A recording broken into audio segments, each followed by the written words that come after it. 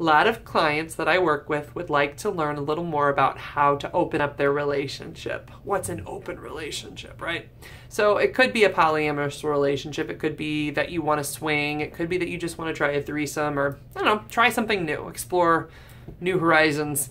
How to open up a relationship is, it takes a few steps.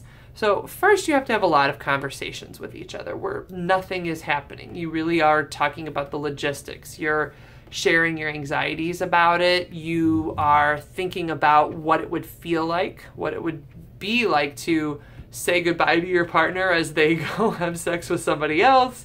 Or even if you guys are doing it together all at once, like, you have to think about what it might be like to have sex, but then see your partner having sex with another person. So take time to talk about all those feelings and try your best to explore what that might feel like and what you will do in those situations. That's the first step. A second step is to really examine where your relationship is at currently. So a lot of people sometimes try to do the whole open thing when they are struggling in their relationship because they're hoping that could be a band-aid. But just like having a baby doesn't help you have a better relationship, opening up and becoming poly doesn't help the relationship either. It's complex, like any relationship, and you're adding new people to it, so it becomes more complex. So actually what you need to do is make sure you two are in a good place. And if you're not, it's not a good time to think of poly. It's a time to work on the relationship, improve the relationship, and then if you feel like you're in a better spot, then you can kind of go back to those conversations and see about it. But opening up a relationship does not fix a relationship. In fact, often it's the start to the end of a relationship. So that's the second tip. A third tip is to talk with other people who have done it, or to explore their podcasts or blogs, because the truth is, you never know exactly what you're going to get into until you do it. But there are other people who have done this before, and if you talk to people who have at least done it successfully, without everything blowing up in flames, then you can get more of a feel for what it's like, what boundaries you need to set, things that you might struggle with, or, they're going to bring up things that you never even considered because they've been in it and they've gone through those issues. So whether you talk to them in person, whether you meet them online, or even whether you just read and watch things online, take some time to try to learn from somebody who's actually gone through the situation. And then a final tip is that you really need to explore some boundaries. Boundaries exist in every relationship, whether you're aware of them or not. And all a boundary is that when somebody steps on that, it feels uncomfortable, or it makes you angry, or it makes you hurt. Like, usually when you see really strong feelings, there's likely a boundary that's being crossed that needs to be identified. So how do you identify it?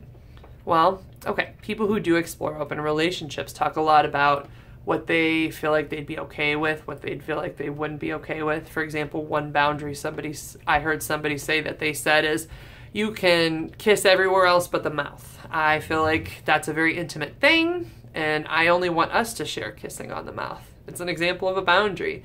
A boundary could be, I only want us to do this together, not like separate. Like, some people, their boundary is, I would never feel comfortable with you doing this by yourself because I won't know what's happening and I will just sit in anxiety. That could be the boundary.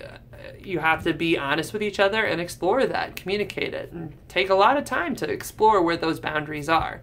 Another boundary could be, I like the idea of us doing this with one person as a couple, but I'm scared to add too many people to the mix.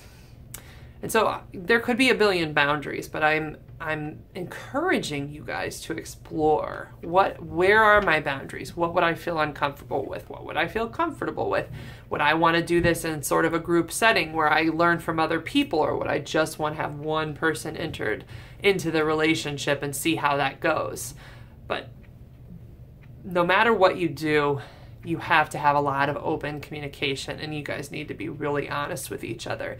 And if it doesn't work out, you have to be open to that as well. Because the truth is, not everybody is cut out for an open relationship. In fact, a lot of my work here is Sometimes one person feels like they're poly, where the other person is realizing, I'm very monogamous and I don't think this is the lifestyle for me.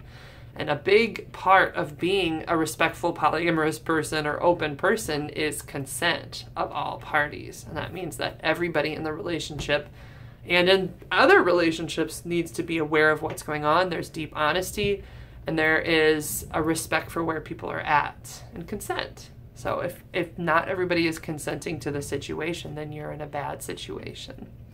So those are my tips. Please like, share, subscribe, and you can also visit me at www.therapistinstlouis.com. That's where I help people as a sex therapist.